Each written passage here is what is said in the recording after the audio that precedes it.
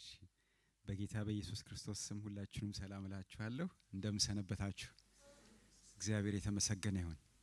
ሁሉ መልካም ነው። እግዚአብሔር ይመስገን። ልጆች ሁሉ ቤት ሁሉ እግዚአብሔር ይባረክ። ለዚህ ጠብቆ ጌታ ስላበቃን እግዚአብሔር እናመሰግናለን። ባለፈው ሳምንት የጀመርነውን ትምህርት እንቀጥላለን።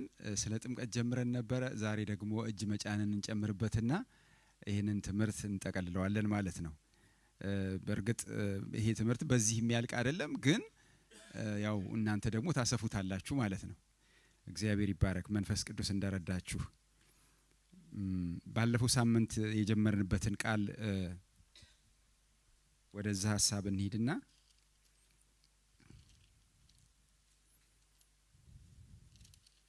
ምዕራፍ 3 አንደኛ ጴጥሮስ ምዕራፍ 3 ላይ ያለውን ሐሳብ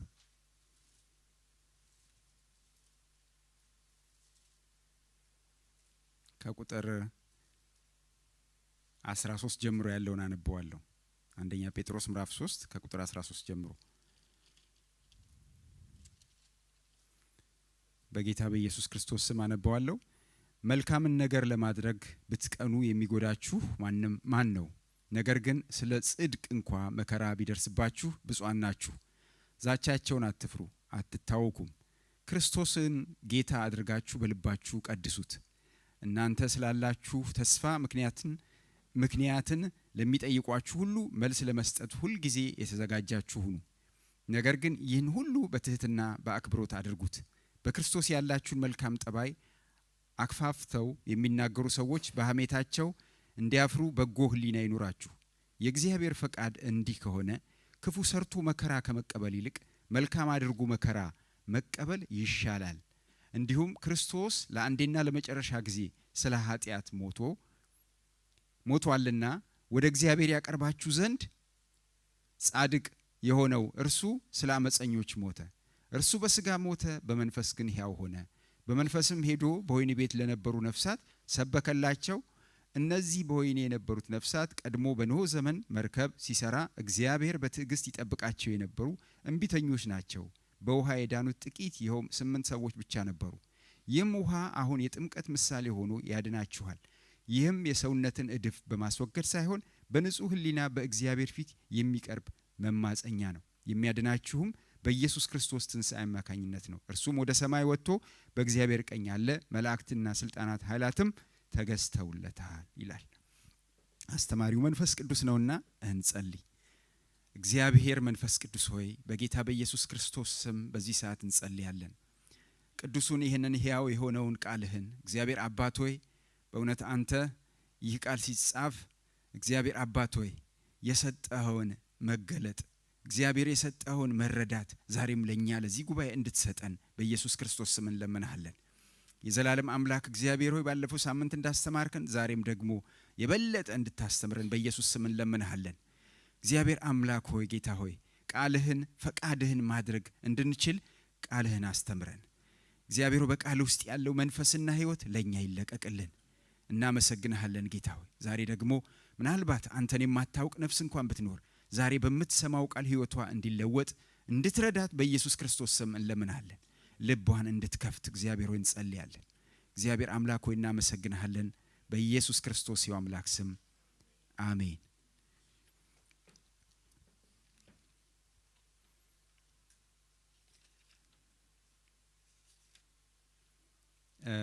ባለፈው ሳምንት ያየነውን ሐሳብ ቶሎ ትንሽ ልከልስና ከዛ በኋላ ይሄንን ሐሳብ አይተን ወደ የሚቀጥለው ሐሳብ እንራመዳለን። ባለፈው ያነሳነው መሰረታዊው ሐሳብና ነጥብ ምንድን ነበረ? በህይወታችን ውስጥ ብዙ ነገሮች ሊሆኑ ይችላሉ። ግን በህይወታችን ውስጥ የእግዚአብሔርን ፈቃድ አድርገን መከራ ብንቀበል ከዚህ በመናልፍበት መከራ ውስጥ እግዚአብሔር ሊያወጣን ሊያሻግረን እንደሚችል አይተናል። መልካምን አድርጎ መከራን መቀበል፣ ክፉን ነገር አድርገን መከራን ብንቀበል ምን ዋጋ አለው? ምን ትርፍ አለው ብሎ ይለናል ጴጥሮስ።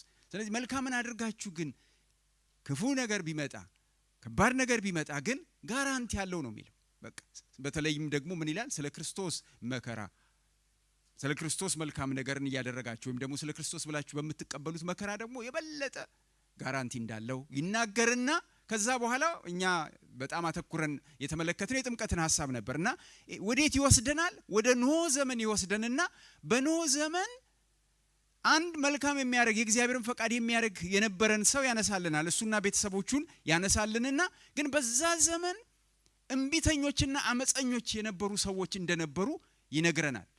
እና በዛ ዘመን እግዚአብሔር ያንን ዓለም ፈርዶበት ስለነበረ ከዛ ከተፈረደበት ዓለም ውስጥ ማምለጥና መውጣት የቻሉ 8 ሰዎች ብቻ ናቸው ይለናል። እነዛ 8 ሰዎች ማምለጥና መውጣት የቻሉበት ምክንያት በህይወታቸው በዘመናቸው መልካም ነገር ያደርጉ ነበር። የእግዚአብሔርን ፈቃድ የሆነውን ነገር ያደርጉ ነበር። እግዚአብሔር የሚወደውን ደስ የሚሰኝበትን ነገር እየኖሩ ነበር። ስለዚህ ክፉ ቀን በዛ ዘመን መጥቶ ነበር።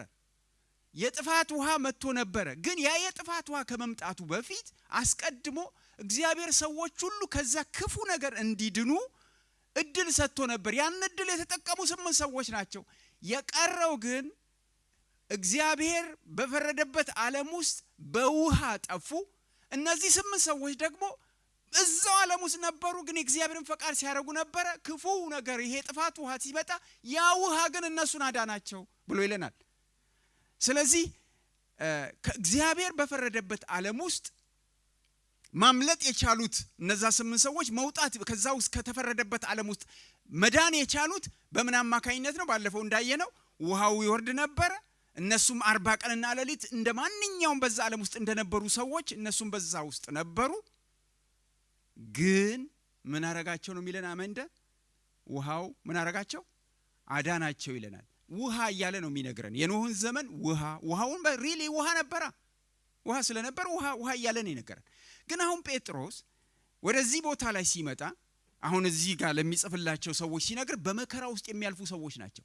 ምን ስላደረጉ ነው በመከራ ውስጥ የሚያልፉት? እነዚህ ሰዎች መልካም እያደረጉ ክርስቶስ ያድናል እያሉ የሚሰብኩ የእግዚአብሔርን ፈቃድ የሚያገለግሉ ሰዎች ናቸው። አይዟችሁ ነው የሚላቸው። አይዟችሁ መልካም እያደረጋችሁ መከራ ብትቀበሉ ብድራቱ ትልቅ ነው፣ ትንሳኤ አለው፣ እንዲሁ እንደተሰቃያችሁ አይቀርም። ምክንያቱም እግዚአብሔር በትክክል በህይወታችሁ የተመላለሳችሁበትን የእግዚአብሔርን ፈቃድ እያደረጋችሁ የተመላለሳችሁበትን ስለ ክርስቶስ የከፈላችሁትን ዋጋ እግዚአብሔር አይረሳውም። ስለዚህ መከራ ይመጣል። ግን መከራውን የሚሻገር ማን ነው? መከራውን የሚሻገር መልካም ሲያደርግ የቆየ መከራውን ያልፋታል፣ ይሻገራል። በህይወታችን ወንድሞቼና እህቶቼ እኔ ለራሴ መምጸልየው በእውነት እግዚአብሔር አንዳንድ ጊዜ በተለያዩ ነገሮች ውስጥ እናልፋለን እና ያ የምናልፍበት ከባድ ነገር ውጦ እንዳያስቀረን ገባችሁ? ለምሳሌ ልበላችሁ፣ ከባድ ህመም ታመመን። ግን ታመን ብንሞት ህመሙ የሚገለን ሆኖ ቢያልፍ በጣም ያሳዝናል። ነገር ግን ህመሙ ግን ክርስቶስን እንድንመስልበት አርጎን ቢያልፍ እንዴት ትልቅ እድል! በእውነት እግዚአብሔርን ለሚወዱ እንደ ሐሳቡ ለተጠሩ ነገር ሁሉ ለበጎ እንዲደረግ ምን እንላለን ይላል? እናውቃለን። አያችሁ፣ አሱቦን አስጊጦን አንዳንድ መከራና ችግር በህይወታችን ውስጥ የሚመጣው አንዳንድ ጊዜ ከባድ የሆኑ ነገሮች የምናልፍባቸው መከራ ብቻ ሆኖብን ቢያልፍ ምን ትርጉም አለው? ግን ተሰርተን ተውበን ተቀርጸን ክርስቶስን የምንመስልበትን የክርስቶስን ባህሪ ተላብሰንበት ስንወጣ ግን ብዙ ነገር ሉዝ ልናደርግ እንችላለን። ግን ሰማያዊ የሆነውን የማይገኘው በወርቅም በብርም የማይገኘውን የክርስቶስን ባህሪ ግን ተላብሰንበት ስንወጣ ግን እንዴት መታደል! እና ይሄንን ይመስለኛል ጴጥሮስ በደንብ አድርጎ የሚናገር። አሁንም በጣም የሚገርመው ነገር ይሄንን ያንን የውሃውን በኖህ ዘመን የነበረውን ነገር ከምን ጋር ያመሳስለዋል? ከክርስቶስ መከራ ጋር ያመሳስለዋል። የመስቀል መከራ ጋር ከክርስቶስ ሞት፣ ስቅለት እና ትንሳኤ ጋር አመሳስሎ ያቀርበዋል። አሁን በዛ ዘመን ውሃ ነበር፣ አሁን ግን ጥምቀት ሆኗል። ጥምቀቱ ደግሞ ዝም ብሎ ውሃ ውስጥ መግባትና መውጣት እንዳልሆነ አስረግጦ ይናገራል። ይሄ ውሃ እድፍን ማስወገድ ምናምን አይደለም ይላል። ነገር ግን ምንድነው ነው የሚለው? ትንሳኤ ጋር ነው የተያያዘው ነው የሚለው። ትንሳኤ የሌለው ጥምቀት፣ ከክርስቶስ መስቀል ሞትና ጋር ያልተገናኘ ጥምቀት ሚኒንግለስ ነው የሚለው። ነገር ግን ከክርስቶስ ሞት ስቅለቱ ሞቱ ጋርና ትንሣኤው ጋር ከተገናኘ ግን ክብር አለው። በአብ ቀኝ ሄዶ ተቀምጧል ነው የሚለው ክርስቶስ። እርሱ በዛ እንደተቀመጠ በክርስቶስ ሞትና ትንሣኤው ጋር የሚተባበር ስፍራው የት ነው የሚለን? ክርስቶስ ባለበት በዛ ነው የሚለን። ከፍታ ላይ ነው። ኖህም እንደዚህ እኮ ነው የሆነው። ተባበረ ከእግዚአብሔር ሐሳብ ጋር እና ከፍ አለ። መርከቧ በውሃው ላይ ምን ሆነች? በመጨረሻ ላይ ተንሳፋ ቁጭ አለች። ሰዎቹ እዛ መርከብ ውስጥ አሉ 8 ሰዎች ከሌሎች እንስሳቶች ጋር። ያቺ መርከብ ብቻ ከዛ ከተፈረደበት ዓለም አምልጣ ቁጭ አለች። አላጠፋትም። ውሃው አዳናት። ውሃው የእግዚአብሔር ቃል ያድናልም ይገላልም፣ ያጠፋልም ያድናልም። ቃሉን የሚቀበለውና የሚወስደው ይድንበታል፣ ይፈወስበታል፣ ይለወጥበታል፣ የእግዚአብሔር መንግስት ይወርስበታል። ቃሉን የማይቀበለው ግን ቃሉ ራሱ ምን ያደርግበታል? አንድ ቀን እንደውም መጽሐፍ ቅዱስ እንዴት ነው የሚለው? ዮሐንስ ወንጌል ምዕራፍ 3 ቁጥር 17 ላይ ምንድነው የሚለው? የሚያምን አይፈረድበትም፣ ያላመነ ግን ምን ብሏል ነው የሚለው? አሁን ተፈርዶበታል ነው የሚለው። ምን ማለት መሰላችሁ? ፍርዱንም ሲናገር ፍርዱም እንደዚህ ነው ብሎ ይላል። ሰዎች ስራቸው ክፉ ስለነበረ በጨለማ ውስጥ ሆነው ክፉ ነገር ያደርጉ ስለነበረ ብርሃን ወደዚህ ዓለም መጣ እና ብርሃኑ መጣና ምን አደረገባቸው ነው የሚለው? ገለጠባቸው። እና ሰዎች ክፉ ማድረጋቸውን ምን ያደርጉታል? ይፈልጉታል። ስለዚህ በብርሃን ስለተገለጠባቸው በብርሃን ጋር አብረው መመላለስ አይፈልጉም። ስለዚህ በዛው ይቀጥላሉ። እንግዲያው ምን ውስጥ ናቸው ያሉት ማለት ነው? እግዚአብሔር ያንን ይፈርድበታል፣ ፈርዶበታልም። የተፈረደበትን ህይወት ነው ይዘው የሚኖሩት ማለት ነው። ወደ ብርሃኑ ግን የሚመጡት ግን ከፍርዱ ያመለጡ ናቸው ማለት ነው። ብርሃኑ ደግሞ ቃሉ ነው። የቃሉ ብርሃን ይገልጥብናል። አንዳንድ ጊዜ ህይወታችንን ግልጥልጥልጥ አድርጎ እኮ የሚያመጣው የቃሉ ብርሃን መስታወት ሆኖ ቁልጭ አድርጎ ያሳየናል። እና የዛን ጊዜ መሸሸጊያ እንፈልጋለን። ሚሻለው ከመሸሸጊያ ከመፈለግ እንዳንዳምና እንደ ዮሐን ቅጠል ለማገልደም ከመሮጥ ሚሻለው ምንድነው? በቃ እጅ መስጠት ነው የሚሻለው አይደል? መቀዝቀዝ ነው የሚያዋጣው። ሌላ አማርኛ ነው እሱ ነው የሚያዋጣው ነው የምለው በእውነት። እና ለጌታ መማረክ ማለት ነው መቀዝቀዝ ብዬ እምላችሁ። ለእግዚአብሔር መማው ተሳስቻለሁ አጥፍቻለሁ ብሎ ምን ማለት ነው? መመለስ፣ ወደ ብርሃን መግባት መመለስ ነው የሚያዋጣው ልላችሁ ነው።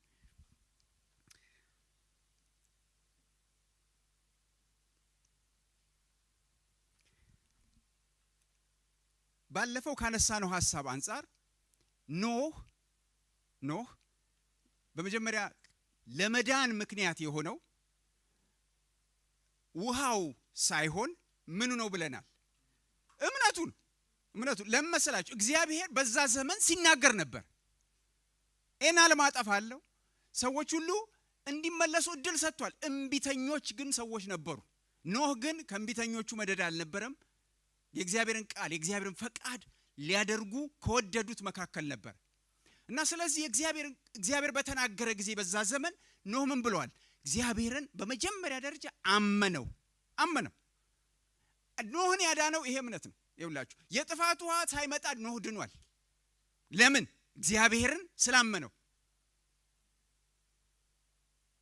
ስላመነው። እና አመነውና ደግሞ ዝም ብሎ በእምነት በልብ ነው ብሎ ብቻ አልቀረም። መርከብ ስራ ብሎታልም። አሁንም እግዚአብሔርን አመነውና ምን አደረገ? እግዚአብሔር እንዳለው መርከቡን ሰራ። ይሄ ብቻ አይደለም፣ መርከብ መስራቱ ብቻ አይደለም ኖህን ሊያድነው የሚችለው ነገር ግን ምንድነው? መርከብ ውስጥ ምን ብሏል? ደግሞ ገብቷል። አመነ፣ ሰራ። እዛ የሰራው መርከብ ውስጥ ምን አለ? ይሄ ሁሉ የሚያሳየው ምን ያህል በእምነቱ በእግዚአብሔር ላይ የታመነና የተደገፈ ሰው መሆኑን ነው። መርከብ ውስጥ ገባ። ኖህ የዳነው የጥፋት ውሃ ሳይመጣ በፊት ምን ሆኗል? ኦሬዲ ድኗል። በምን ምክንያት? እግዚአብሔር የተናገረውን ስላመነ እና ስለሰራ፣ ከዛም ደግሞ የሰራበት መርከብ ውስጥ ስለገባ። እምነቱ በምን ታይቷል?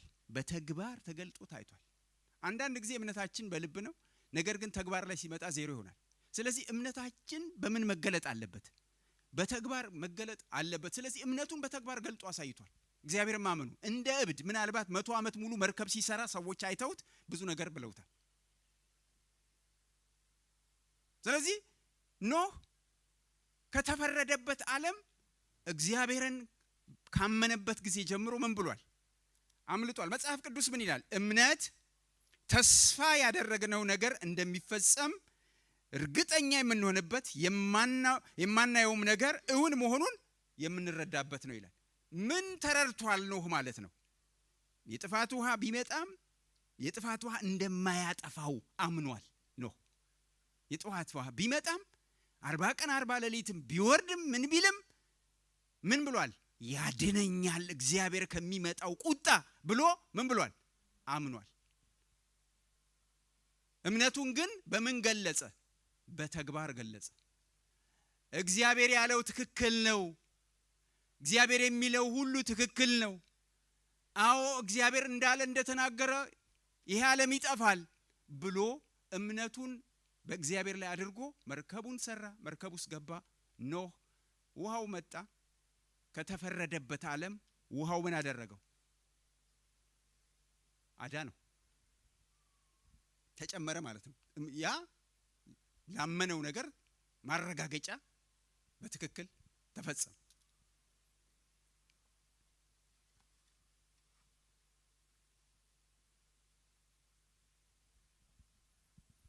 የኖህ ዘመን በንጽጽር አሁን ከኛ ጋር እንውሰደው። ምክንያቱም አዲስ ኪዳናዊ አድርጎታል ጴጥሮስ። ስለዚህ ጴጥሮስ የኖህን ዘመን ከአዲሱ ኪዳን ዘመን ጋር አገናኝቶት ነው ያቀረበው።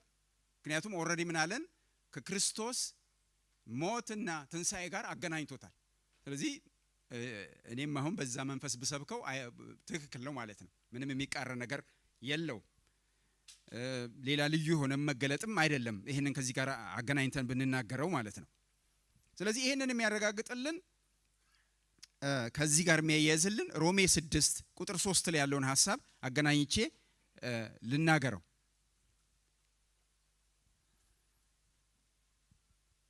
ምን ይላል? ከክርስቶስ ኢየሱስ ጋር አንድ እንሆን ዘንድ እንደተጠመቅን ከሞቱ ጋር አንድ እንሆን ዘንድ እንደተጠመቅን አታውቁምን? ስለዚህ ክርስቶስ በአብ ክብር ከሞት እንደተነሳ እኛም እንዲሁ በአዲስ ሕይወት እንድንኖር በጥምቀት ሞተን ከእርሱ ጋር ምን ብለናል? ተቀብረናል። ስለዚህ በጥምቀት ምንድን ነው የምናደርገው? በጥምቀት የምናደርገው ነገር የውሃ ጥምቀት ከክርስቶስ ጋር ይኸውላችሁ፣ ክርስቶስ ከሞተ ከተሰቀለ ከሞተ ስንት ዘመን አለፈው? አሁን 2000 እንደው በዚሁ በእኛም በምንቆጥርበት እንኳን 2025 ዓመተ ምህረት አይደለም እንዴ? ኦኬ። ስለዚህ አሁን ክርስቶስ ብዙ ዘመን አልፎታል። ከተሰቀለ ከሞተ ከተቀበረ እና ከተነሳ ከክርስቶስ ጋር እኔ እሰቀላለሁ ብዬ ብል እንኳን አሁን ኦልሬዲ 2000 ምናምን ዓመት አልፎታል። ግን ምን መሆን እችላለሁ? ከክርስቶስ ጋር መተባበር እችላለሁ። በምን? በውሃ ጥምቀት መተባበሬ መግለጽ እችላለሁ። አብሬ መስቀል ላይ መሰቀል ባልችል፣ ነገር ግን በውሃ ጥምቀት እርሱ እንደተሰቀለ እንደሞተና እንደተነሳ ምን ማድረግ እችላለሁ? በውሃ ጥምቀት መተባበር እችላለሁ። ስለዚህ በጥምቀት ምናችንን ነው የምናሳየው? በክርስቶስ ማመናችንን ቅድም ልክ ኖህ እንዳደረገው እግዚአብሔር የሚናገረውን ቃል በእርሱ የሚያምን የዘላለም ሕይወት እንዲኖረው እንጂ እንዳይጠፋ እግዚአብሔር አንድያ ልጁን እስኪሰጥ ድረስ እንዲሁ ዓለሙን ወዷልና የሚለውን በክርስቶስ ኢየሱስ የተሰራውን የመስቀል ሥራ አመንን። ማመናችን ምን አደረገን? አዳነን። ስለዚህ ህብረታችንን ደግሞ ከጌታ ከኢየሱስ ክርስቶስ ጋር እኛም በውሃ ውስጥ ገብተን ህብረታችንን እንገልጻለን። ስለዚህ ጥምቀት የሚገልጽልን ምኑን ነው? ይህንን እውነት ነው የሚገልጽልን። የማመናችንን ውጤት ነው። እንጂ ጥምቀት ብቻውን በራሱ ምን አያረግም? አያድንም። ካላመንን ጥምቀት በራሱ ብቻውን ምንም አያድንም። የመጀመሪያው ክራይቴሪያ ልንገራችሁ፣ ክራይቴሪያዎቹን በደንብ አድርጌ ላስቀምጣችሁ። የመጀመሪያው ከጨለማ ወደሚደነቅ ብርሃን መምጣት አለ። ይሄንን ደግሞ የሚያደርግ ደግሞ ማንም በራሱ ከጨለማ ወደሚደነቅ ብርሃን መምጣት አይችልም። እግዚአብሔር እርሱ ራሱ ብርሃን ይሁን ብሎ ሲል በህይወታችን የዛን ጊዜ አይኖቻችን ይከፈታሉ፣ ይበሩልናል። የዛን ጊዜ እግዚአብሔር የሚለውን እንኳን መስማት እንችላለን። ምክንያቱም ሙት ነበራችሁ ነው የሚለው የእግዚአብሔር ቃል። ሙት የሆነ ሰው ምንም ብትናገሩት ምንም ብትሉት ምንም ማለት መስማትም አይችልም። ግን እግዚአብሔር የሞተው ማንነታችን ላይ በበደልና በኃጢአታችሁ ሙታን ነበራችሁ ይላል መጽሐፍ ቅዱስ። ግን እግዚአብሔር ከታላቅ ቸርነቱ የተነሳ ብርሃን በህይወታችን ውስጥ አለ። ስለዚህ የዛን ጊዜ የምናደርገውና የምንሰራው ስራ እንኳን የሞተ መሆኑን መረዳት እንችላለን። ስለዚህ ከሞተ ስራችን ንስሐ የመግባት እድል እናገኛለን። ለምን? ከጨለማ ወደሚደነቅ ብርሃን እግዚአብሔር ስላመጣ። ስለዚህ ንስሐ እኛ ጽድቅ ነው ብለን የምንሰራቸው፣ እግዚአብሔር ደሰትበታል ብለን የምናረጋቸው እግዚአብሔር የሞተ እንደሆነ አንድ ሕያው የሆነ ስራ የልጁ የኢየሱስ ክርስቶስ ስራ እንደሆነ እግዚአብሔር ያን ጊዜ ያበራልናል፣ ያሳየናል። ይሄ ስናደርግ ከሞተ ስራችን ንስሐ ስንገባና በእግዚአብሔር ልጅ በኢየሱስ ክርስቶስ ስናምን ያን ጊዜ ከተፈረደበት ዓለም አመለጥን። የሚያምን አይፈረድበትም። ያላመነ ግን አሁን ምን ብሏል? ማመናችን ምን አድርጎናል? ከተፈረደውበት ዓለም እንድንወጣ አድርጎናል። ስለዚህ አሁን የሚቀጥለው ነገር ምንድነው ብላችሁ ብትሉኝ መውጣታችን ብቻ አይደለም፣ የእግዚአብሔር መንግስት ወራሽ ሆነናል። የእግዚአብሔር ልጆች ሆነናል። የመንፈስ ቅዱስ ብዙ ነገሮችን ተካፋዮች ሆነናል። የሚመጣው ዘመን ዛሬ በጥቂቱም ቢሆን ከሚመጣው ዘመን በረከት ተካፋዮች ሆነናል። ቀምሰናል በመንፈስ ቅዱስ አማካኝነት። ለዚህ እኮ ነው የምንዘለው የምንጨፍረው። የዛን ዘመን የሚመጣውን ዘመን በተስፋ የምንኖር ነን። ምክንያቱም ስለቀመስን የሚመጣውን ዘመን ምን ክብር ተካፋዮች በጥቂቱ ስለቀመስንና ስለተካፈልን ያዘልለናል። ሁሉ ጊዜ ላለው በዚህ በጥቂቱ እንደዘለልን በትልቁ ስንገባማ ምን እንሆናለን? ምን ልንል እንደምንችል አላውቅም። ክርስትና እኮ ይሄ ነው እኮ ጉዟችን፣ ህይወታችን ሁሉ በተስፋ ነው። ለምን? የሆነ ነገር ቀመስና። ለልጆች ትንሽዬ እንቁላል ጠብሳችሁ እንዲያቀምሷቸው በኋላ እዛ ስንደርስ እዛ ደግሞ ፓርክ ቦታ ልታጫውቷቸው የምትሄዱ ከሆነ እዛ ስንሄድ በደንብ ትበላለህ ብላችሁት ግን ትንሽ ጧት አቅምሱት። በቃ ነፍሱ እስኪጠፋች ጊዜ እስኪደርስና እዛ እስኪደርስ ድረስ የሚጣፍጥ ነገር መጀመሪያው ነው አቅምሳችሁታላ። እዛ ቦታ ላይ አብሯችሁ ቀጥ ብሎ ነው የሚሄደው። በምን? በተስፋ። እዛ ሲደርስ ቁጭ ብሎ የሚበላው እየታሰበው። ክርስትና እንዲህ ነው። ምክንያቱም መንፈስ ቅዱስን አፈሰሰና እግዚአብሔር በመንፈስ ቅዱስ አማካኝነት የፈሰሰ ጸጋ ቀመስን። ከዚህ በኋላ እንዴት ይሄንን እኮ አሁን ለዚህ ነው እሁድም እንሰበሰባለን፣ ሰኞም ቅዳሜም ቢባል ስራ ባይኖርና ሁሉ ጊዜ ቢሆን እናረጋለን። ይሄው እግዚአብሔር ምክንያቱም ለመሰል ተስፋውን ስለቀመስን። በቃ ቤታችሁ ስትሄዱ ጸልያላችሁ፣ መገለስ ስትሄዱ የቀመሰ ሰው እንዲህ ነው የሚሆነው። እንደዚህ አይነት ህይወትን ስለተቃፈልን ስለቀመስን ህይወት እንደዚህ ነው። ክርስትና እንደዚህ ነው። የዛኛውን ዓለም ግን ያልቀመሰ ሰው ዝም ብሎ ግን እንዲሁ ሃይማኖተኛ የሆነ ሰው ዝም ብሎ በወግ በምናምን የተቀበለ ሰው ግን ምንም ችግር የለበትም። ዛሬ ቸርች ሄደ፣ ህብረት አደረገ አላደረገ፣ ነገ መጽሐፍ ቅዱስ ገለጠ፣ አንዳንድ ቀን መጽሐፍ ቅዱስ ገዝቶት ቤቱ አስቀምጦት 100 ዓመትም ሊያልፍ ይችላል። ለምን ብላችሁ ብትሉ የቀመሰ ሰው ሲገለብጥ ነው የሚውለው። ቁጭ ብሎ አይውልም። ሲያገላብጥ የሚጣፍጥ ነገር አለ። ያቺ የምትጣፍጧ ነገር እንደገና እንድትሞላ እንድትጨመር ሁሉ ጊዜ እንግዲህ እግዚአብሔር መንፈስ ቅዱስ ያብራላችሁ፣ ይግለጥላችሁ። ይሄ ነው ክርስትና፣ ይሄ ነው። ለዚህ ነው በቃ ቢወራም ለዚህ ነው የቀመሰ ሰው ወጥቶ ለሌላውም ሰው ያወራል። ኧረ የሚጣፍጥ ነገር አለ ኑ እያለ ምስክርነት ይሄ ነው። ሌላ ነገር እኮ አይደለም። ያልቀመሰ ሰው እንዴት ሊያወራ ይችላል? ሊል አይችልም። ኦኬ። ስለዚህ በመሞት በዚህ ዓለም ላይ ምን እንላለን? በቃ እንደዚህ አይነቱ ነገር ሲጣፍጠን ለዚህ ዓለም ነገር ጣፋጭ ለሆኑ ነገሮች ብለው የሚሉት ይጎመዘዘናል። የሚመር ነው የሚሆነው። ስለዚህ እንጠላዋለን፣ እንሞታለን። ለዚህ ዓለም ነገር ለሆነው ነገር ሁሉ ምንድነው የሆነ ነው? በድኖች ነው የምንሆነው፣ የሞትን ነው የምንሆነው። ኧረ እንደዚህ ሲሏችሁ፣ ዲስኮ ሲሏችሁ፣ ጠጁ ሲሏችሁ፣ ምናምን ሲሏችሁ ትላላችሁ። ለኔ ምንም ሴንስ አይሰጠኝም ትላላችሁ። ለምን? ሌላ የጣፈጠ ነገር ስለቀመሳችሁ።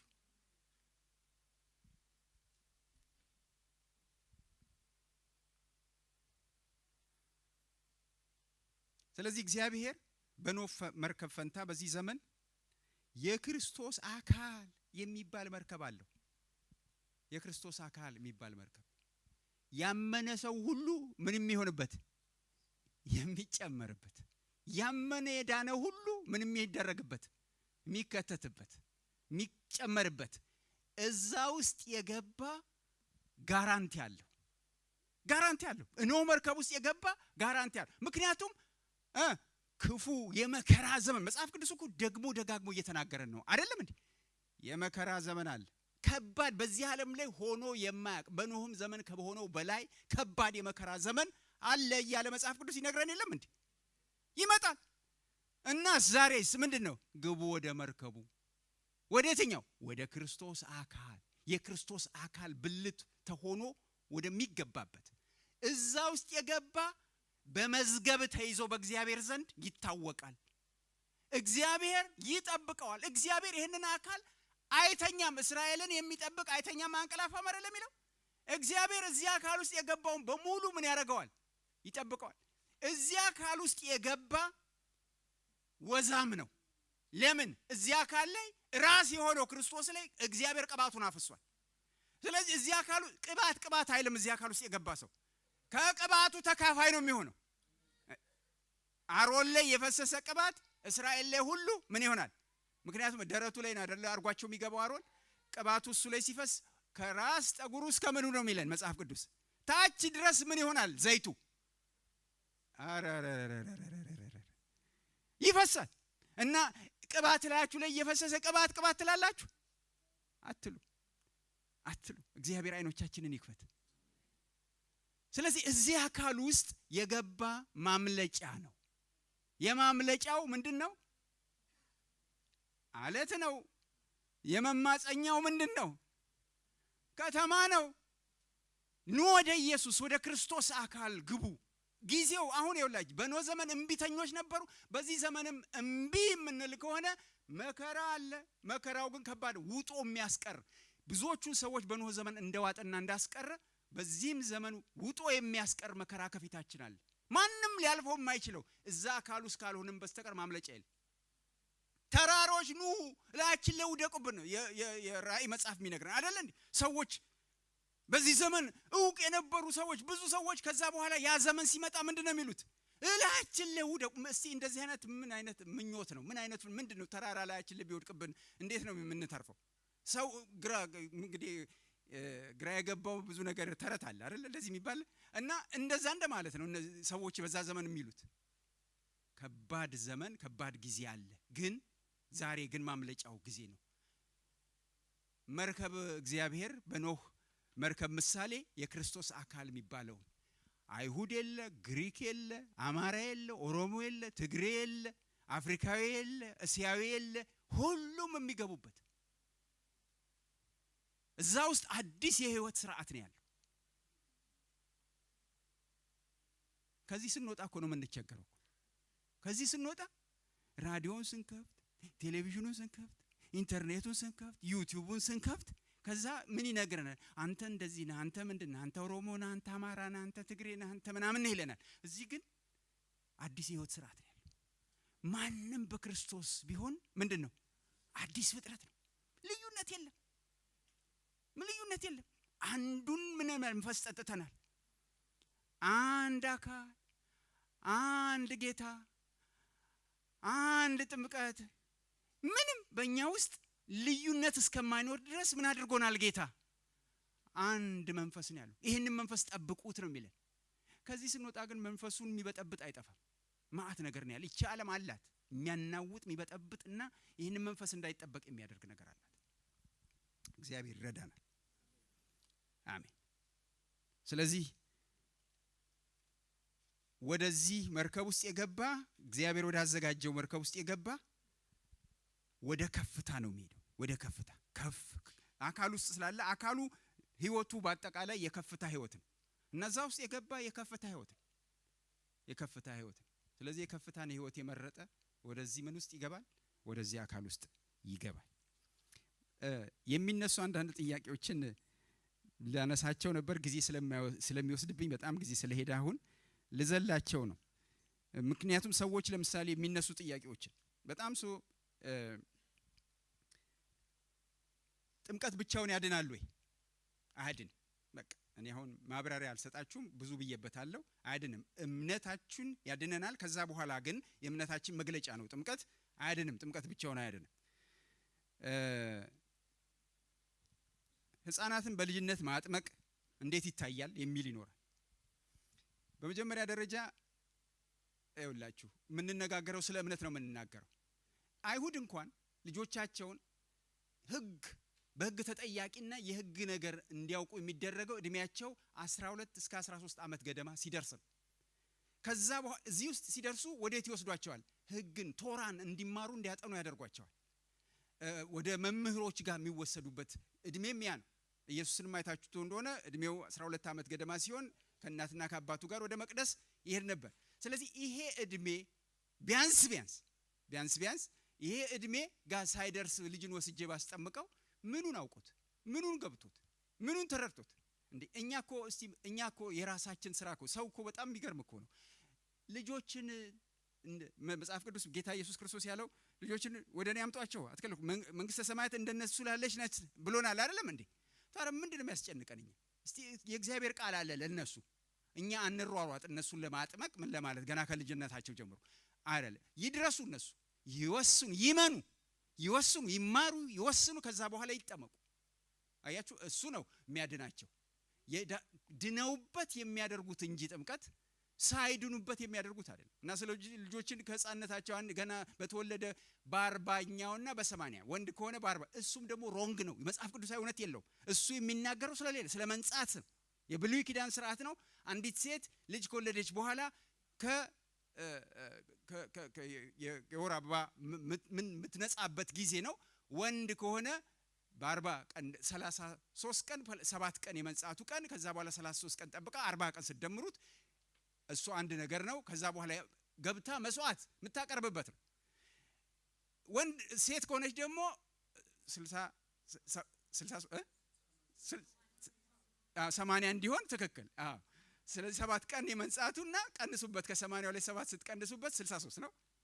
63 ስለዚህ 73 ይቅርታሽ ሂሳብ ካልኩሌሽን 73 ክላ 73 ሲደመር 7 80 ደግሞ ለሴቷ ከዛ ቀን በኋላ እና ምንም ግንኙነት የለውም። ይሄ ለአይሁድ የመንጻት ስርዓት የተሰጠ ነው።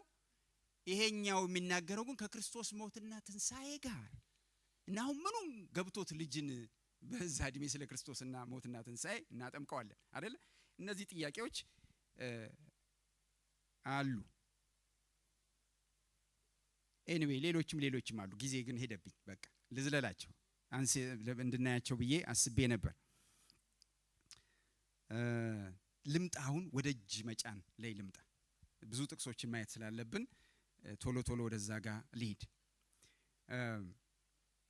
እንግዲህ ስንነሳ ያየነው ዕብራውያን 6 ላይ ከቁጥር 1 እስከ 2 ባለው ሐሳብ ላይ የሚያነሳውን ሐሳብ ላይ እዛ ላይ የእጅ መጫን የሚለው ሐሳብ አብሮ ተጠቅሷል። የመጀመሪያ መሰረታዊ ትምህርቶች ተብለው ከቀረቡት ጋር ነው ማለት ነው። ስለዚህ ስለ ክርስቶስ የተሰጠውን የመጀመሪያውን ትምህርት ተን ወደ ብስለት እንሂድ። ከሞተ ስራ ንስሐ ስለመግባትና በእግዚአብሔር ስለማመን እንደገና መሰረትን አንጣል። እንዲሁም ስለ ጥምቀቶች እጆችን ስለመጫን፣ ስለ ሙታን ትንሣኤና ስለ ዘላለም ፍርድ ትምህርት ይላል። እጅ መጫን በመጽሐፍ ቅዱስ ውስጥ እንዲህ እንደሌላው ለምሳሌ እምነት ተብሎ ዲፋይን የሚደረጉ አሉ አይደለም? ጥምቀት ብለን ስንል ጥሩ ዴፊኒሽኖች አሉት፣ ጥሩ እንትኖች አሉት። ሌሎች አስተምሮች ዳግም መወለድ ብለን ስንል ጥሩ አይነት ማብራሪያዎች የምናገኝለት በደንብ ማስረጃ የምናገኝላቸው ነገሮች ናቸው። እጅ መጫን ጋር ግን ስንመጣ እንዲህ ነው ብለን ዲፋይን የምናደርገው አንድ ወጥ የሆነ እንትን የለውም። በጣም ጥንቃቄ የሚጠይቅ በመጽሐፍ ቅዱስ አውዱስ ያንዳንዱን አውዱን ይሄድን ያያየን ነው ትርጉሙ በየቦታው እጅ የሚጫንበት ቦታ ላይ ያሉ ትርጉሞች ራሳቸውን የቻሉ ከአውዱ ጋር አብሮ መጠናት ያለባቸው መታየት ያለባቸው ናቸው። ስለዚህ እጅ መጫንን እንደሌላው አስተምሮ እንደዚህ ነው ብለን አብራርተን የምንጀምረው ነገር አይደለም። ግን በአይሁድ የተለመደ ነገር ነበር፣ የታወቀ ነገር ነው በእነሱ ዘንድ ይሄ እጅ መጫንና እጅን ከጭን በታች አድርጎ መሐላ መግባት እነዚህ በአይሁድ ዘንድ የተለመዱ ናቸው። ሰው አንድን ሰው ቃል ኪዳን ሲያስገባው ወይም ሲያስምለው እንደዚህ አድርጎ ያስምለዋል። እጁን ከጭን በታች ያደርግና ይምላል። አዎ ይሄን አብርሃም ሎሌውን ለምሳሌ ለይስሐቅ ሚስት ሊፈልግ ሲሄድ ምን ብሎ ና እጅህን ከጭኔ በታች አድርግና ምን በል ብሎታል። እንደዚህ ሩት ላይም እንደዚሁ ደግሞ የምናየው ሐሳብ አለ እዛም ላይ። ኤኒዌይ ወደ እጅ መጫን እንምጣ።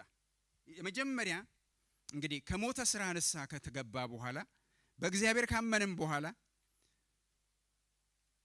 የውሃውና የመንፈስ ቅዱስን ጥምቀት ከተቀበልን በኋላ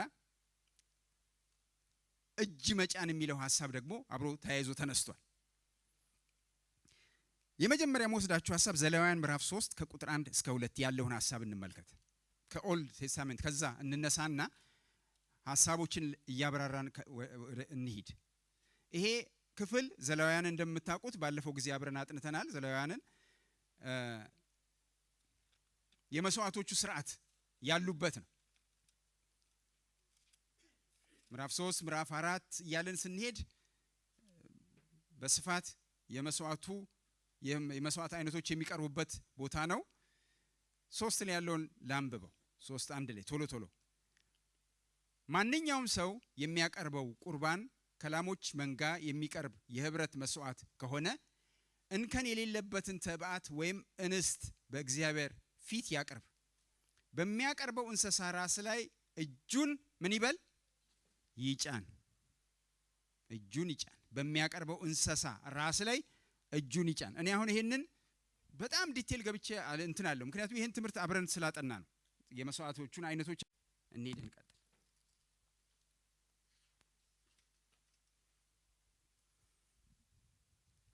ሐዋርያት ሥራ ምዕራፍ 6 ቁጥር 6 ከብሉይ ኪዳን ትንሽ ከተቃቀስኩኝ ልለፍ። ሌሎችን ጥቅሶች ጊዜ ለመቆጠብ አልፋቸዋለሁ። እናንተ ደግሞ በተቻላችሁ ዞር እያላችሁ ታያላችሁ። አሁን ሐዋርያት ሥራ ምዕራፍ 6 እንሂድ። ሐዋርያት ሥራ ምዕራፍ 6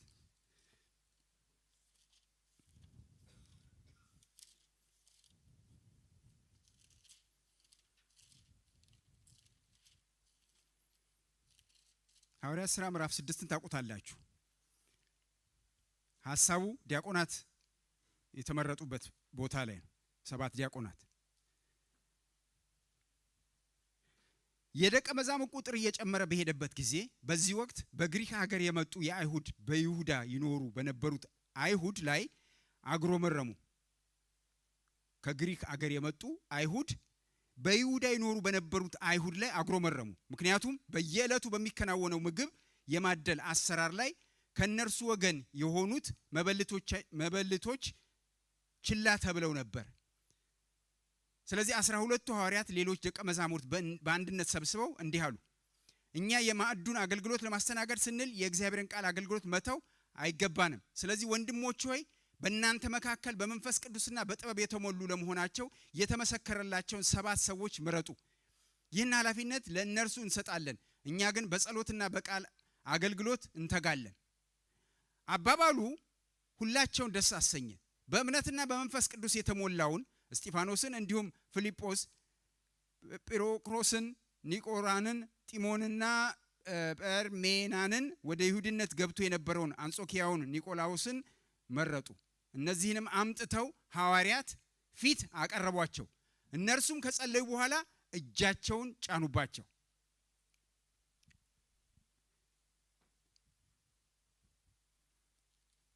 እዚህ ቦታ ላይ የምንመለከተው ችግር ነበረ።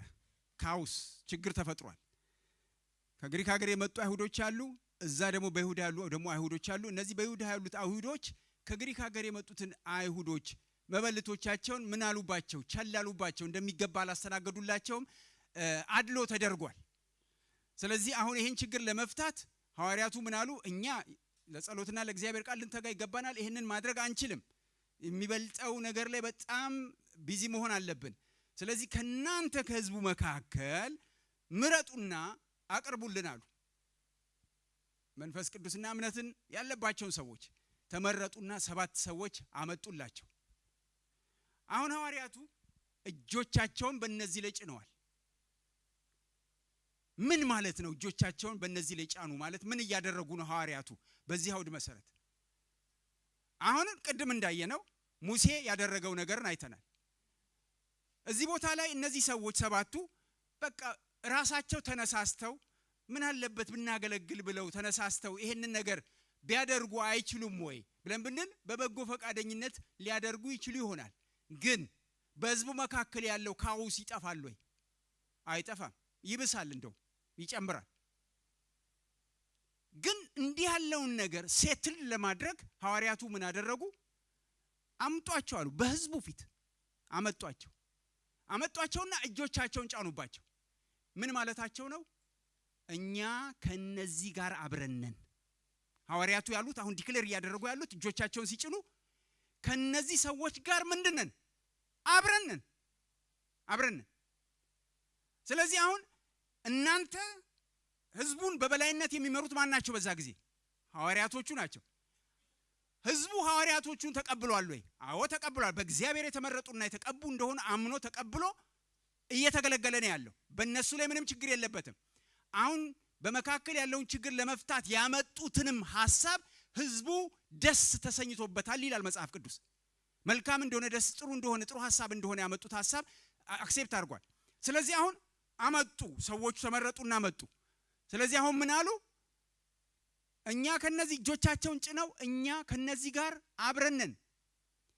እነዚህ ሰዎች በራሳቸው ስልጣን ተነስተው አይደለም ይሄን የሚያደርጉት ይሄን አገልግሎት የሚሰጡት። ነገር ግን እኛ ከእግዚአብሔር ስልጣንን ተቀብለን እናንተን እንዳገለገልን እነዚህ ሰዎች ደግሞ ስልጣኑን ከዚህ ከአካሉ መሪዎች ተቀብለው የአካሉ መሪዎችም ስልጣን የእግዚአብሔር ነው። ስለዚህ ይሄንኑ ስልጣን ተካፍለው የሚያገለግሉ ናቸው። ተቀበሏቸው። እጆቻቸውን ጭነው ምን አደረጉ? ኮንፈርም አደረጉ። እጆች ሲጫኑ እዚህ ቦታ ላይ ያለው ትርጉም ይሄ ነው። እዚህ ቦታ ላይ መንፈስ ቅዱስን ተሞሉ ምናምን ዓለም ይላለው የለውም። ለምን? እጅ የመጫን ሚስጥሩ እዚህ ጋር መንፈስ ቅዱስን እንዲሞላ አይደል? መንፈስ ቅዱስ የሞላባቸው ናቸው በመጀመሪያ ደረጃ እነዚህ ሰዎችም ራሳቸው የመጡት የእምነትና መንፈስ ቅዱስ የሞላበት። ነገር ግን እዚህ ቦታ ላይ የተከናወነው ነገር ታዲያ ምንድነው ብለን ስንል የተከናወነው ነገር ምንድነው የሆነው? በትክክል በሐዋርያቱ የተሾሙ የእግዚአብሔር ቅባት የሚያልፍባቸው የእግዚአብሔርን ሐሳብ በሐዋርያቱ ስር ሆነው የሚያገለግሉ መሆናቸውን ህዝቡ እንዲቀበል በህዝቡ ፊት ነው ይሄንን ኮንፈርሜሽን የሰጡት። እጆቻቸውን ጭነው ታመው ነበር። ለፈውስን የጸለዩላቸው አይደለም፣ ለሌላ ምንም አይደለም። ነገር ግን ይሄንን ነው ኮንፈርም ያደረጉት። እሺ እንሂድ ሐዋርያት ሥራ ምዕራፍ 13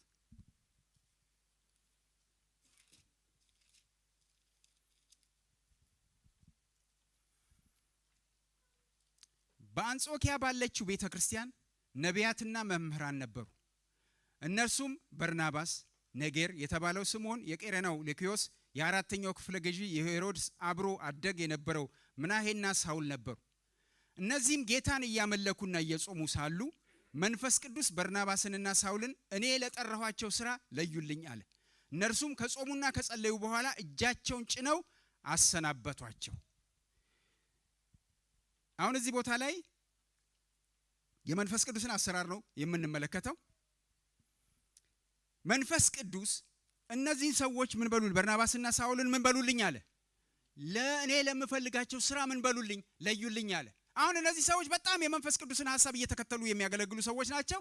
ለዩአቸው፣ ሰዎቹን አወጧቸው እና ከዛ በኋላ ለዩአቸው፣ አወጧቸው። እግዚአብሔር ለሚፈልጋቸው ሥራ ጸለዩና እጆቻቸውን ጭነው ምን አደረጓቸው? አሰናበቷቸው። ምንድነው ያደረጉት? ለምንድነው እዚህ ቦታ ላይ እጃቸውን የጫኑት? ምንድነው ሴንሱ እዚህ ቦታ ላይ የተጫነው? ቅድም እንዳለው ለፈውስም አይደለም፣ ለመንፈስ ቅዱስ ሙላትም አይደለም፣ ለባርኮትም አይደለም። ታዲያ ለምንድነው እጆቻቸውን የጫኑት? ምንድነው የዚህ ስፍራ የእጅ መጫኑ ሚስጥር?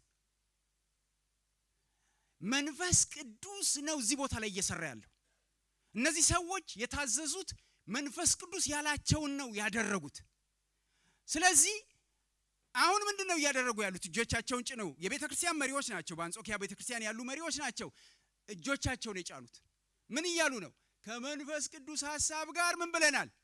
ተስማምተናል። እናንተ የምትወጡት ዝም ብላችሁ በገዛ ፈቃዳችሁና ፍላጎታችሁ ሳይሆን እኛም ባለንበት መንፈስ ቅዱስ ለኛም ለልባችን ለውስጣችን በመሰከረው ለሁላችንም በመሰከረው መሰረት ጠርቷችሁ ጥሪ ኖሯችሁ ነው የምትወጡትና ከዛ ጥሪያችሁ ጋር ምንድነን?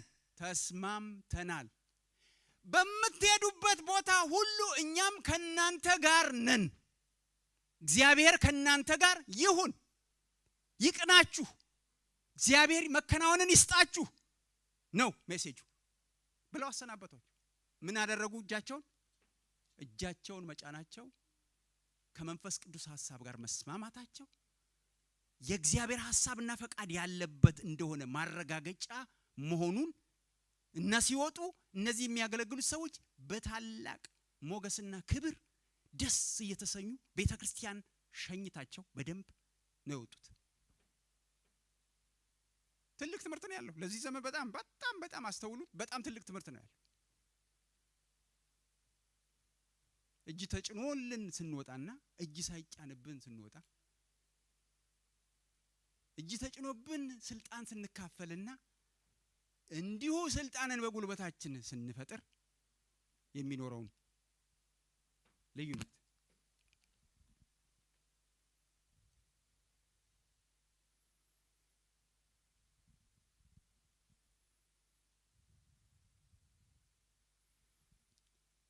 ማርቆስ 10 ላይ ሊድ ከዛ በኋላ ለዝለለው ብዙን እና ወደ እጅ መጫንና ጥንቃቄ ወደሚል ሐሳብ ቶሎ መጣል። በቃ ዛሬ ምህረት ታደርጉልኛላችሁ፣ ሰዓት በጣም ወስጃለሁና። ማርቆስ 10 ከ14 እስከ 16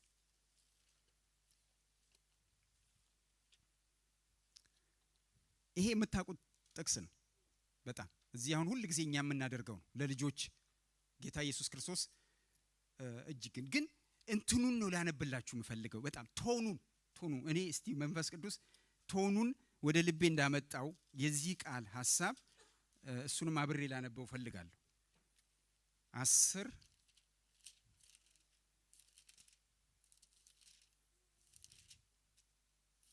ከ14 እስከ 16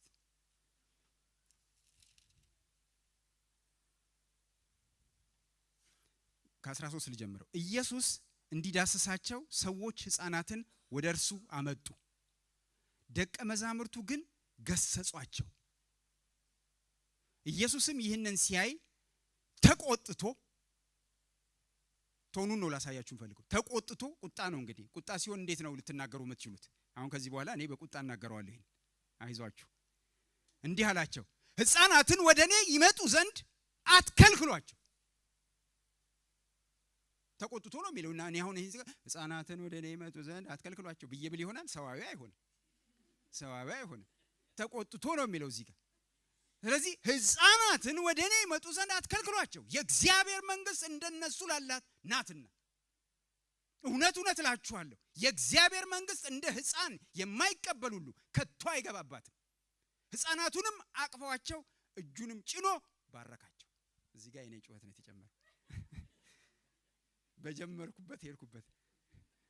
እሺ ግን እንትኑን ላሳያችሁ ነው ማለት አናደውታል ማለት ነው። ደቀ መዛሙርት ያደረጉት ነገር በምን ሞቲቭ ነው የሚከለክሉት? ለምንድን ነው የሚከለክሉት? እዚህ ጋር ምንም የተጻፈ ነገር የለም። ሰዎች ሕፃናትን ወደ እርሱ አመጡ፣ ደቀ መዛሙርቱ ግን ገሰጿቸው ነው የሚለው። እስከ መገሰጽ ዘር በሉ ሄዱ ምናምን ብለዋል ማለት ነው። መገሰጽ ሲመጣ እንደዚህ ነው አይደለም እንዴ? እሱ በቃ ወይ ቢዚ ሆኗል ወይ ምናምን ብቻ። በኋላ እሱ ግን በዚህ ቦታ ላይ ብልጭ ያለበት መሰለኝ ተቆጥቶ ምን አላቸው? ገሰጻቸው። እሱ ራሱ በቁጣ ቃል የተናገረው። እና ግን ምን አደረገ ነው የሚለው? አቀፈና ልጆቹን ባርኮ እጁን ጭኖ ባረካቸው ነው የሚለው። አሁን የሰዎቹ ሞቲቭ፣ እነዚህ ህፃናትን ይዘው የመጡ ሰዎች ሞቲቭ ምንድነው ብላችሁ ብትሉኝ፣ እኔ አሁን ወደ ግራም ወደ ቀኝም ብዬ አስፍቼ አውዱን በደንብ ሳነበው ምንድነው ያለው ብላችሁ ብትሉኝ፣ ያ ዘመን ከባድ ዘመን ነው። ምን አይነት ዘመን ነው ብላችሁ ብትሉኝ፣ ሰዎች ይኸው እነዚህ ሰዎች እኮ አዋቂዎች ናቸው ልጆቻቸውን ይዘው የመጡት። ምን ማለት ነው? ብዙ ሰው በአጋንንት እስራት ተይዞ መከራ የሚያይበት ዘመን፣ ጌታ የመጣበት ዘመን እንደዛ አይደል? አይቶ አዘን አይደለም የሚለው። ብዙ ሰው በበሽታ በደዌ የሚሰቃይበት ነው። እነዚህ ሰዎች አንድ ነገር ገብቷቸው፣ እኛስ ተሰቃየን፣ መከራችን ላይ አንዴ አጋንንት አንዴ ምናምን ሲጫወትብን በበሽታ በምን መከራ በቁስል አልቀናል። ከዚህ በኋላ ግን በትውልዳችን ላይ እንዲህ አይነት ነገር በፍጹም መሆን የለበትም ብለው የቆረጡ ሰዎች ይመስሉኛል። ስለዚህ ልጆቻቸውን ከክፉ እንዲጠበቁላቸው፣ ከአጋንንት እንዲጠበቁላቸው፣ ከተለያየ በሽታና ደዌ እንዲጠበቅላቸው አንድና አንድ አማራጭ የሌለው ብለው ያመኑት ይሄ ክርስቶስ ጋር ይዘን ብንመጣና እሱ ቢጸልይላቸው እሱ ቢባርካቸው ከዚህ ያመልጣሉ የሚል ውስጣቸው ያደረ ነገር ያለ ይመስለኛል። በዚህ ሞቲቭ ነው ይዘመጡ። ጌታ ደግሞ ያውቃል የሰዎችን የውስጥ ጩኸት፣ የወላጆችን ጩኸት። ስለዚህ ይዘው መጡ። ጌታ ምን አደረጋቸው ነው የሚለን? ህፃናቱንም አቀፋቸው፣ እጁንም ጭኖ ምን አደረጋቸው? ባረካቸው። አሁን እኔ አንድ መልእክት ልተውላችሁ ፈልጋለሁ ለሁላችሁ። ምናልባት ልጆቻችሁን ያላስባረካችሁ፣ ማስባረክ ማለት ምናልባት እስካሁን መረዳቱ የሌላችሁ፣ እኔ አቅሟላችሁ ሆይ ይሄንን ዓለም ከሚዘውረው ከአጋንንት ልጆቻችሁን የማስመለጥ አቅም አላችሁ ወይ? ጉልበት አላችሁ ወይ? ልጃችሁን ቁጭ አርጋችሁ ቤታችሁ ያስቀራችሁ ሰዎች፣ ያላስባረካችሁ ሰዎች፣ ለክርስቶስ አምጥታችሁ ያልሰጣችሁ ሰዎች፣ አጋንንቱ ዲሞኑ ከተማውን በሙሉ የሚያመስበት ዓለም ውስጥ ነን ያለነው። በሽታው አይነቱ አታውቁትም። ማት አይነት ነው በየቀኑ ያለው። በዚህ ዓለም ላይ ወጥቶ መግባት ጋራንቲ የሌለበት ዓለም ነው። እና ትችሉታላችሁ ወይ? ራሳችሁ ልጆቻችሁን መጠበቅ ከዚህ ሁሉ ማስጣል ትችላላችሁ ወይ? አትችሉ። እነግራችኋለሁ። እነዚህ ሰዎች ያደረጉት ወደ ጌታ ጋር መጡ። እሱ ደግሞ ምን አደረገ? ባረካቸው። ከምን? ከክፉ ሁሉ ጠብቃቸው። ከአጋንንቱ ሰላም ከሚነሳው፣ በአዋቂው በህፃናቱ ላይ ከሚጫወተው ክፉ ነገር፣ ከበሽታው፣ የወደፊት ተስፋቸውን ከሚያጨልም ነገር እጁን አሳርፎ ምን አደረጋቸው? የተጠበቁ ይሁኑ፣ የተባረኩ ይሁኑ፣ ለምድሩ ለአገሩ ሲሳይ ይሁኑ ብሎ ባረካቸው። እንደዚህ ነው የሚገባኝ። ስለዚህ ልጆች ባርኮት ማለት ሴሬሞኒ አይደለም። እዚህ ጋር የምናደርገው ነገር፣ እዚህ ጋር የሚሆነው ነገር እኔ አቅም የለኝም ጌታ ሆይ እንካ ተረከብ ብለን አምጥተን ነው የምንሰጠው እዚህ ቦታ ላይ። ስለዚህ እጃችንን እኛ እንጭናለን። አዎ ጌታ በስሙ ስልጣን፣ የኛ ጉልበት የኛ አቅም አይደለም። ነገር ግን ጌታ በስሙ እንድናደርግ ያለን ብዙ ነገሮች ስላለ፣ ስለዚህ ልጆች ምን ይሆናሉ? ይባረካሉ። እኛ አይተናል በዘመናችን እንዴት አይነት ከባድ ዘመን ነው ያሳለፈው። ዛሬ የኛ ልጆች የደረሱበት የእድሜ ደረጃ ለመድረስ ምጥና ጣር ነበር። እዚህ ዓለም ላይ እኛ ብቻችንን እንችላለን ወይ? ኧረ በፍጹም ጌታ ባይራራልን ባይደርስልን ኖሮ፣ ያስረከብነው ጌታ ባይታመነው፣ ያስረከብነው ጌታ ባይጠብቅልን ኖሮ እዚህ መድረስ አይቻልም ነበር። ስለዚህ ቤተክርስቲያን እጇን ጭና ትባርካለች። ልጆችን ይጠበቁ ብላ፣ ከክፉ ሁሉ አድናቸው ብላ።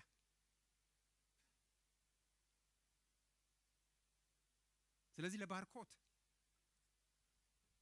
ትልቅ ትርጉም አለው እጅ ሲጫን።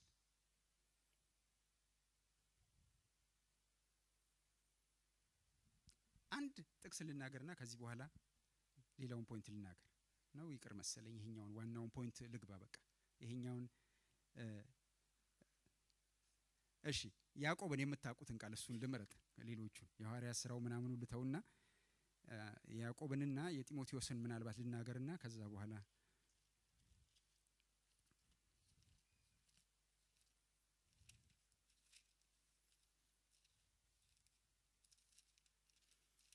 ያዕቆብን ሐሳብ እናንተ 5:14 ላይ ያዕቆብ 5:14 ምንድነው የሚለው? የታመመ ቢኖር ምንድነው የሚለው?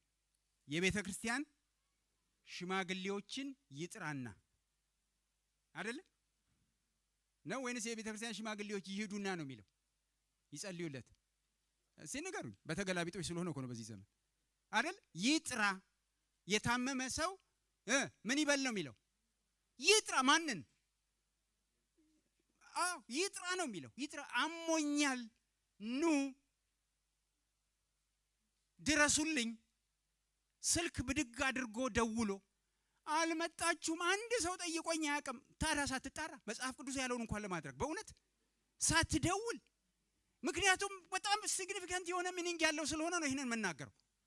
በተገላቢጦሽ ሆኖ መከራ ፍዳችንን ነው የምናየው። ወይኔ ሳንደውል ወይኔ ስንል ነው የምንከርመው። ምን አለበት የታመመ ሰው ደውሎ ፓስተር ናልኝ ድረስልኝ፣ የቤተ ክርስቲያን መሪዎች ኑ ድረሱልኝ ቢል መጽሐፍ ቅዱሳዊ ነው። ምን ይሆናል ነው የሚለው? መተው ዘይት ቀብተው ምን ይበሉለት ነው የሚለው? ይጸልዩለት። ታሞም ከሆነ ይፈወሳል። ኃጢአትም እንኳን አድርጎ ከሆነ ምን ይሆንለታል? ይቅር ይባልለታል፣ ይሰረይለታል። በጣም እኮ የሚገርም መሳሪያ ነው እግዚአብሔር የሰጠን። ዘይት በብሉይ ኪዳን በድሮ ዘመን ትልቅ የፈውስ መድኃኒት ነው። እወቁ፣ የወይራ ዘይት እንደ መድኃኒት ነው። ግን አሁን በአዲስ ኪዳን የምንጠቀምበት ምንድነው? ሲምቦል ነው። ለምን? የእግዚአብሔር ክንድ፣ የእግዚአብሔር እጅ፣ የእግዚአብሔር መንፈስ የመገኘቱን ምልክት አርገው ይጸልዩለታል ማለት ነው። ዘይት ቀብተው ይላል የአዲሱ ትርጉም። ድሮ ላይ እጅ ጭነው ይላል፣ ዘይት ቀብተው ነው የሚለው ነው። የድሮም ላይ እንደዛ ነው የሚለው። ኤኒዌይ ግን ዘይቱን የት ላይ ነው የሚቀቡት? እጃቸው ላይ ሰውየው ላይ ይቀቡታል እና ይጸልዩለታል።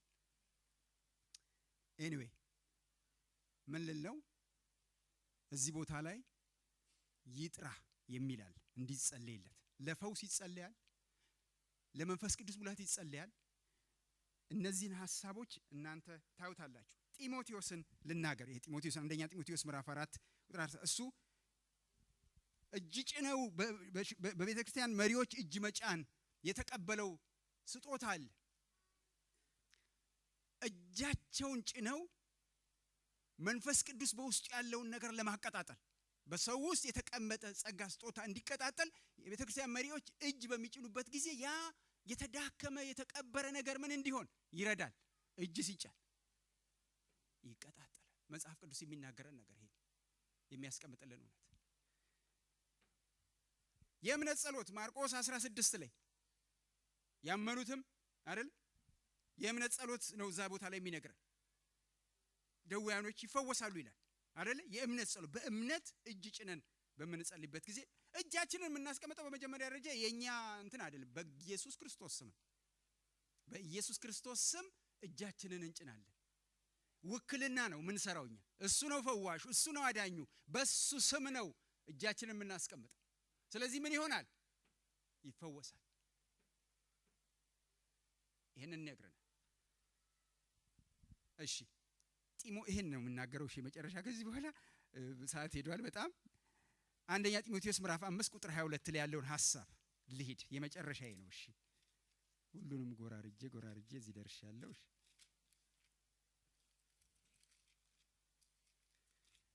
በጣም አስፈላጊ ነገር ስለሆነ ነው ይሄንን የምናገረው። አንደኛ ጢሞቴዎስ ምዕራፍ 5 ከቁጥር 22 ላይ በማንም ላይ እጅ ለመጫን አትቸኩል፣ ከሌሎችም ጋር በኃጢአት አትተባበር፣ ራስን በንጽህና ጠብቅ።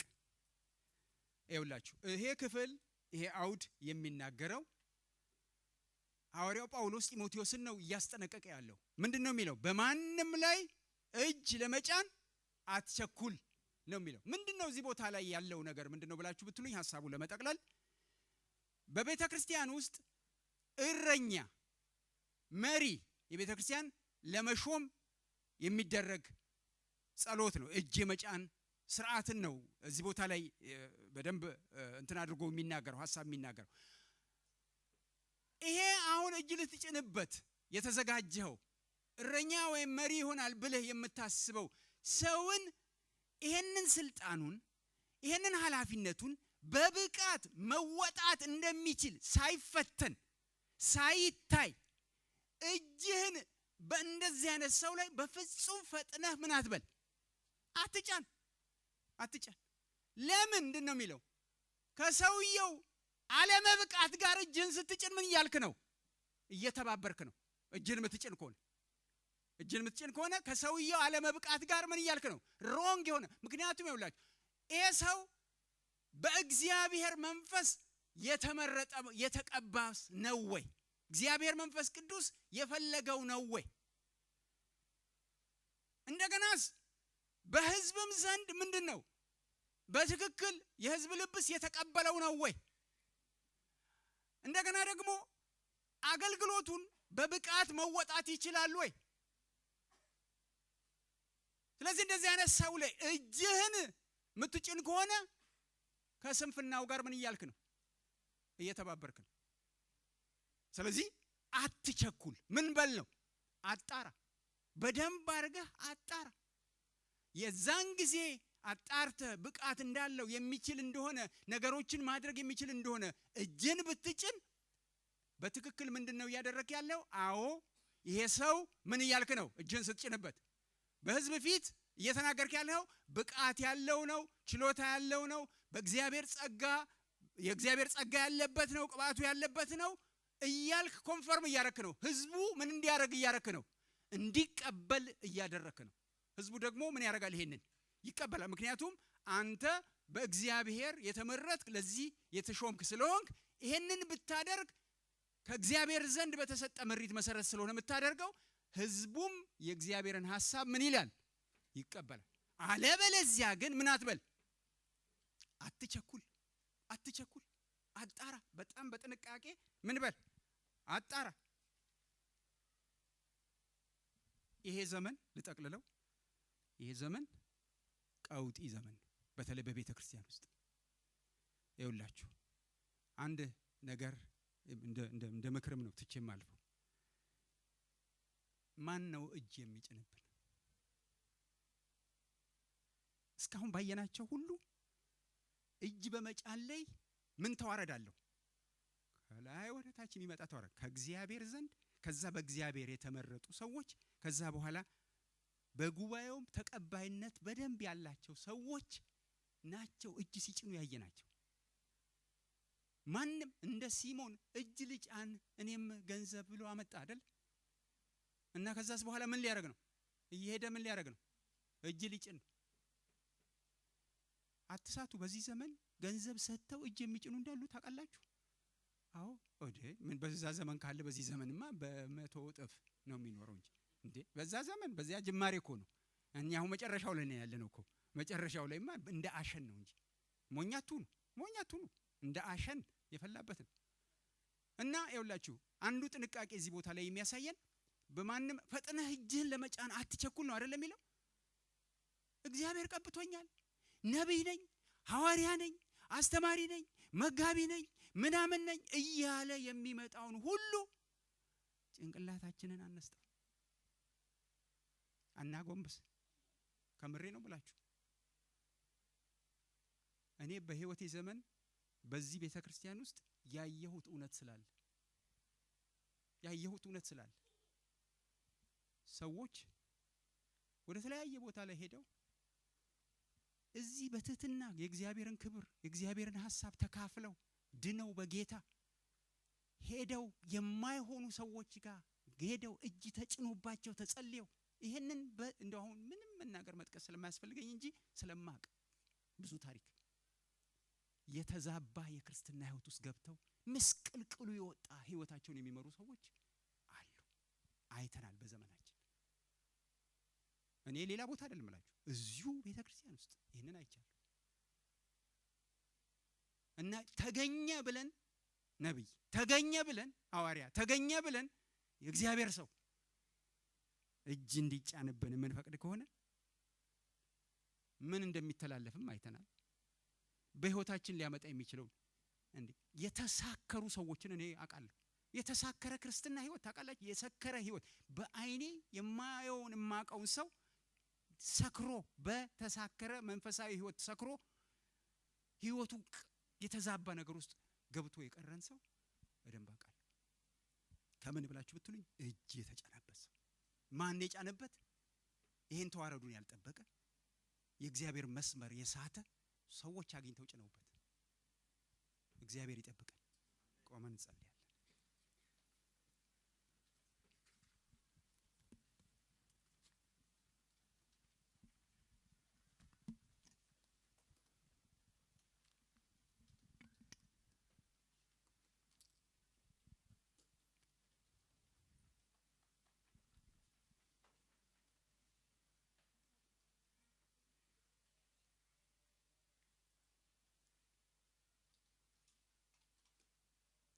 እግዚአብሔር አምላካችንና አባታችን ሆይ እናመሰግናለን እናከብራለን። ያልጠፋነው ከታላቅ ምህረት የተነሳ ነውና ክብር ምስጋና ላንተ ይሁን። እግዚአብሔር ሆይ በእውነት የቃልህ ፍቺ ያበራል፣ አላዋቂዎችን አስተዋዮች ያደርጋል እንደሚል ዛሬ ይህን ጉባኤ ወደ ማስተዋልህ እግዚአብሔር ስለመራህን እጅግ አድርጌ አመሰግናለሁ። እግዚአብሔር ሆይ ዘመኑ ክፉ ነውና በዚህ ክፉ ዘመን ውስጥ ብልሆች ሆነን እንድንመላለስ አስተዋዮች ሆነን እንድንመላለስ የሚረዳንን ሕያውን ቃልህን ስላስተማርከን እናመሰግናለን። እግዚአብሔር አባት ሆይ ሕግህ ለእግሬ መብራት ለመንገዴም ብርሃን ነው ተብሎ እንደተጻፈ ጎልማሳ መንገዱን በእግዚአብሔር ቃል ያቀናል እግዚአብሔር ሆይ እንደሚል ቃልህ እግዚአብሔር ሆይ እርዳን። አንተን እንዳልበድል ቃልህን በልቤ ሰወርክ እንደሚል ቃልህ እግዚአብሔር ሆይ ቃልህ በልባችን የተሰወረ እንዲሆን እንጸልያለን በጌታ በኢየሱስ ክርስቶስ የአምላክ ስም።